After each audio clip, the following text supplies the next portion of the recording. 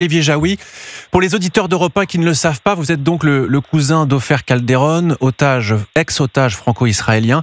Il a été libéré en février dernier après quasiment 500 jours d'horreur dans les tunnels de Gaza. Ses deux enfants, Sahar et Erez, captifs également, ont été libérés avant leur papa. Première question, comment vont-ils aujourd'hui, physiquement et psychologiquement ? D'accord, très bien. Je me permets d'ajouter hélas à l'histoire terrible de ma famille que également je suis le cousin de Carmela Dan, qui a été assassinée à 80 ans le 7 octobre à Niroz. Elle a été mitraillée, son corps ensuite calciné, et avec elle sa petite fille Noya, 12 ans, Noya Dan, 12 ans, qui a aussi été mitraillée de sang-froid et son corps calciné. On les a retrouvés enlacés toutes les deux à Niroz. Je le rappelle, car dans les kibbutz, évidemment, au kibbutz Niroz, ce sont tous des Français, aussi bien Carmela, Noya, et donc les Calderón. Écoutez, les Calderón, ils sont libérés. Ofer a été libéré, vous l'avez dit, après presque 500 jours, 500 nuits de captivité entre les mains du Hamas. Écoutez, ça va pas fort, ils sont libérés, donc tant mieux.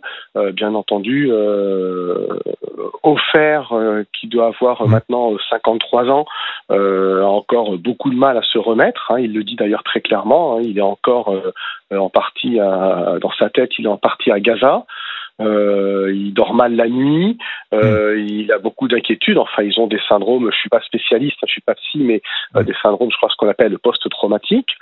Même les enfants, ils ont eu 52 jours, 52 nuits de captivité. Sahar, qui a 18 ans, qui est une jeune fille qui est plutôt forte, elle a toujours été assez forte. En tout cas, elle prend sur elle. Erez, le garçon qui a maintenant 14 ans, lui, ça va pas. Il va quasiment pas au collège.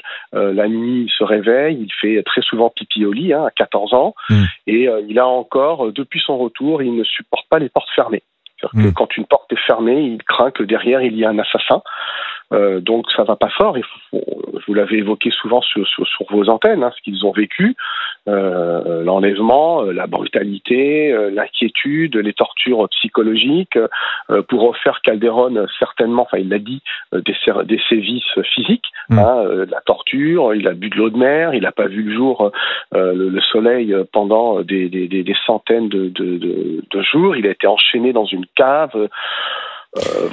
Et surtout, ils ont découvert le drame, c'est-à-dire la mort de leur grand-mère, pour Erez et Sahar, Carmela, qui était leur grand-mère, la destruction de leur kibbutz. Ils ont vu en chemin, les enfants, des choses qu'aucun enfant ne devrait voir. Ça va pas fort, mais bon, ils sont libres et je le sais, plutôt heureux de ce qui est en train de se passer aujourd'hui. Et c'est tout le paradoxe, justement. C'est pour ça que je voulais qu'on démarre cette interview ainsi. C'est que à la fois c'est traumatisant. Vous décrivez des choses absolument atroces. On a même du mal à l'imaginer. On n'y arrive pas d'ailleurs. Mais demain, il y a tous les otages qui vont être libérés. Et il y a des familles, on l'a entendu dans le reportage de Cyril de la Morinerie, qui est envoyé spécial d'Europe 1 à Tel Aviv, il y a beaucoup d'espoir. Donc c'est vraiment un sentiment, vous l'avez vécu, on est partagé à la fois sur l'envie de retrouver ses proches et sur la crainte de les retrouver dans un état psychologique, comme vous l'avez décrit, extrêmement difficile. Oui, état psychologique évidemment très très difficile, puisque là ils ont été 2 ans quasiment jour pour jour enfermés, et on sait que des conditions, on leur a fait peur, on leur a fait croire qu'Israël avait été détruit, que leur famille était morte, on leur fait croire qu'ils seraient libérés l'après-midi même, et puis c'était pas vrai. Donc évidemment, psychologiquement, c'est sûr que ça ira très mal.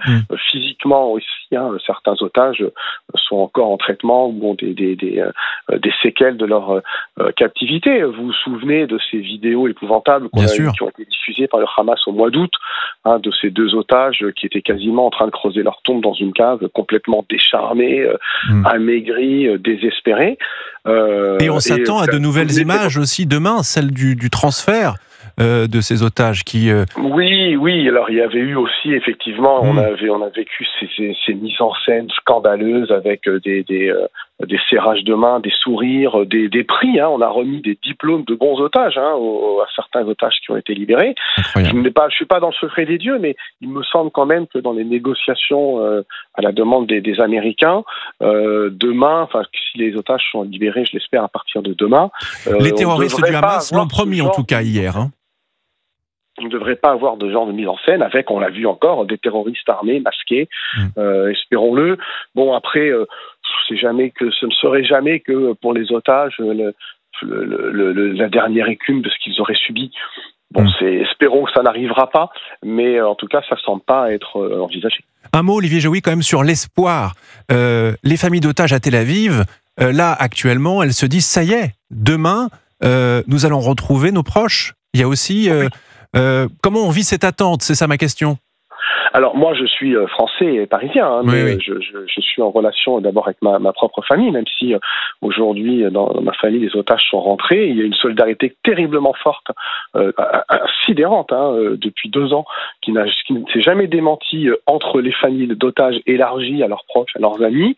La société israélienne, pour une très grande partie, a été évidemment, alors toute la société israélienne a été traumatisée à juste titre par les massacres terroristes, les assassinats, les viols du 7 octobre, et la grande majorité est restée très solidaire autour des familles d'otages. Donc oui, il y a un espoir très fort, et la société est très très tournée là-dessus. On a vu des manifestations avec des dizaines, peut-être même 100 000 personnes à Tel Aviv encore ces derniers temps, espérant maintenant se réunissant dans la joie, et puis avec un espoir peut-être de paix aussi, durable ou non, ça on verra, dans la région.